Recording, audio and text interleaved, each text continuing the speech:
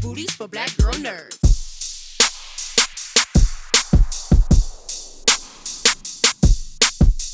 Thank you so much. I appreciate your time. Of course, of course. How are you? Very, very good. Thank you. How are you doing today? Good, good. A little tired. I was at Comic Con. I mean, at Dragon Con over Oh, over the weekend, so I'm recovering. I feel your pain. I was at Disneyland all day Oh yesterday, Lord, that's worse. and I'm like, man, how old am I? You're traipsing around. You look at your counter. Next thing you know, you've walked 10 miles, and it feels like Yeah. you've walked 30.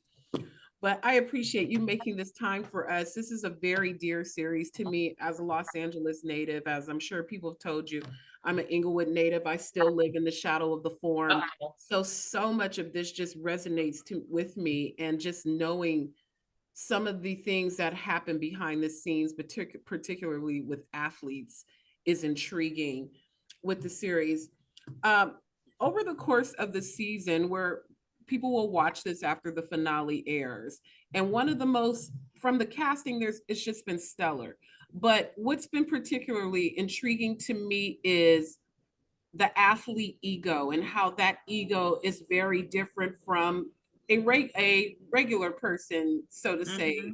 ego. We all have one, but with an athlete, it's in a heightened sense. When you examine all of these pivotal characters in sports history, from Magic to Larry to Norm, what were internal thoughts you had about ego and how you wanted that to be conveyed throughout the season?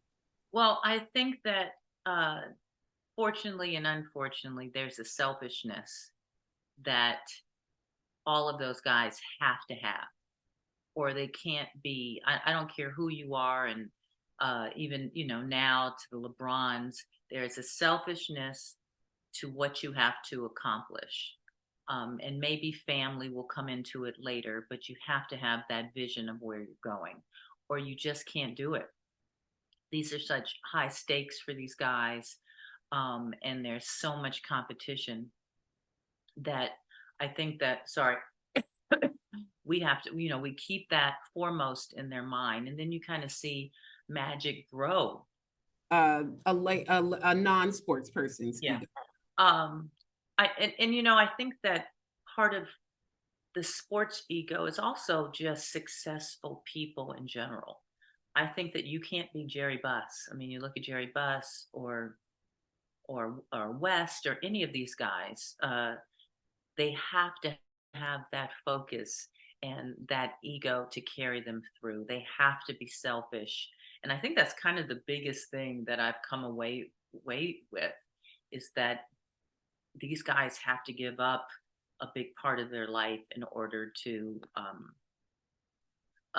get the things that they want. What, and with that, also with that ego, some society tells us we have to be humble and be grateful, and these are wonderful attributes you have. But like you said, you have to have a certain level of selfishness to be a successful person. As we journey with Magic, the Magic we know now, the Magic we see then, he always had that smile, always that quality that drew people to him.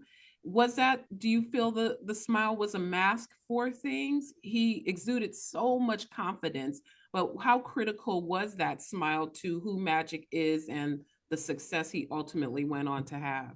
I think that's definitely his cover, and his superpower is to disarm people with that smile. Although I do think that Magic Johnson um, does have this great joy that comes from the inside, and that's what people see. But as opposed to Kareem, who it's more of this outward, sort of coldness. Magic superpower is that smile that disarms people, but hides a deadly force behind it. So critical to the success of the Lakers, not just as a team, where all these other factors that were happening, from the rivalry to the Celtics to the games against Houston where they fell short early in the season due to what after Magic returns to the team. what version of the Lakers do you think we would have if we took one of those elements away? Would they have been able to still achieve the same level of success? Because sometimes, especially in athletics, you need that sort of like that I, head against you to drive it. I think that they had to go through the changes. You know, it was there was a different kind of play back then before Magic came, and they had to go through those growing stages to grow into what honestly what basketball is now. You know, people forget that before Jerry Buss and before Magic, the NBA wasn't that exciting. It wasn't the big money maker. So they had to go through these bumps in order to grow to what we have now. And anybody, it's like life. You got to go through those valleys, right? To get to the, you know, to get to the top. And they had to go through those bumps and they had to get rid of some pieces and go through those growing pains and bring in new people so that Magic could shine and lead this new future Lakers.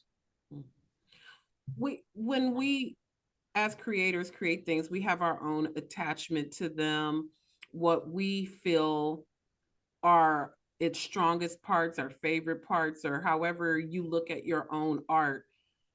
I've watched what the public enjoys most about the series. What are some intricacies in the series or things you've discovered along the journey that have been particularly endearing to you about this process? You know, as exciting as the basketball is, I this season I have been enjoying the family dynamics. Like there's a scene with Jerry and his family over, you know, big fight that happens with his sons over Monopoly. And then the scene with Magic and his father when he gets the girl pregnant and that family dynamic. And both of those scenes, although opposite, you know, sides of the street here, they are so authentic. You know, when Jerry gets in the face of his son, and you just feel this sort of energy underneath that something violent could happen at any point. That's any family. That's any dynamic between a father and a son. The same thing with Magic when you see his father looking at him with such great disappointment. That's the stuff that drives this show, not just the basketball. You know, I tell people, yes, the basketball is exciting, but if it's not your thing, those are the kind of scenes that'll draw you in. And that's the kind of stuff that keeps people, our audience, coming back. It can't just be basketball. It's Mhm. the storytelling. Before we jumped on, I'm like, let me just do a quick Twitter search and see what people are talking about with regards to winning time. And I saw so many comments about the most recent scene in locker room.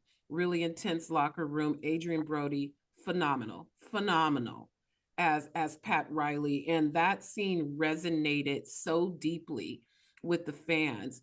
Can you describe or break down the anatomy of that scene and how it was on paper to the version that we finally got to see?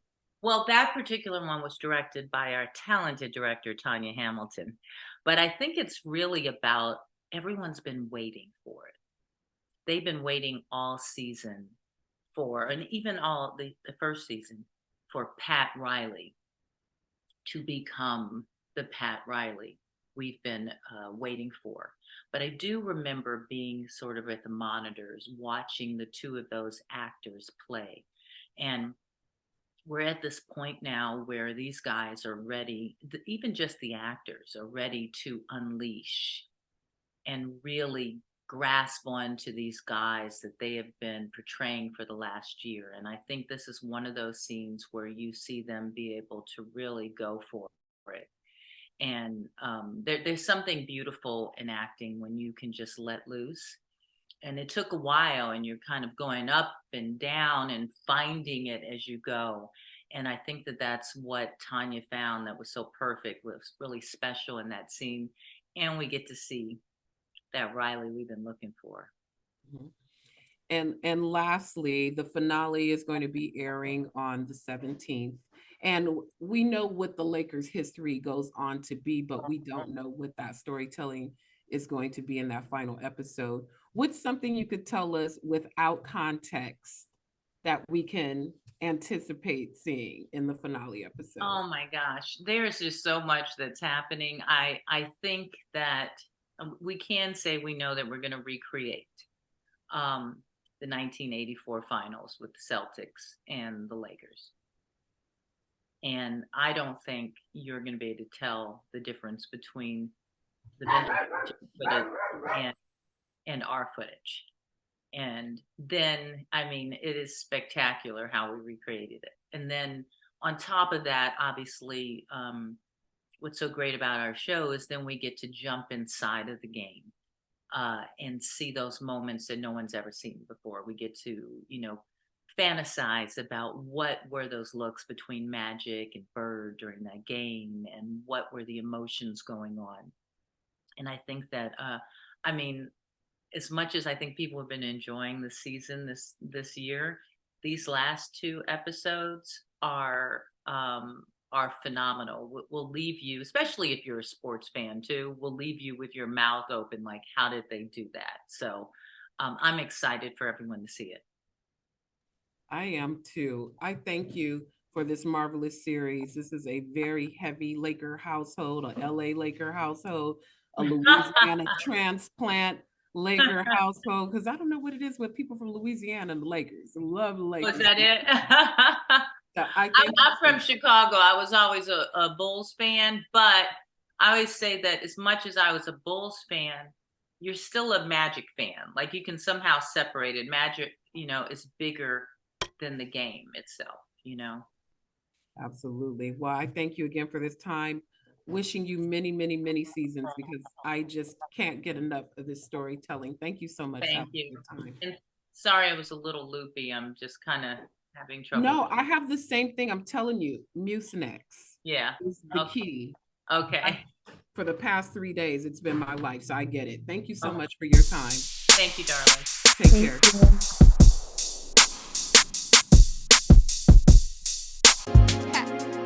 Better shake your booties for black girl nerves. Better shake your booties for black girl nerves.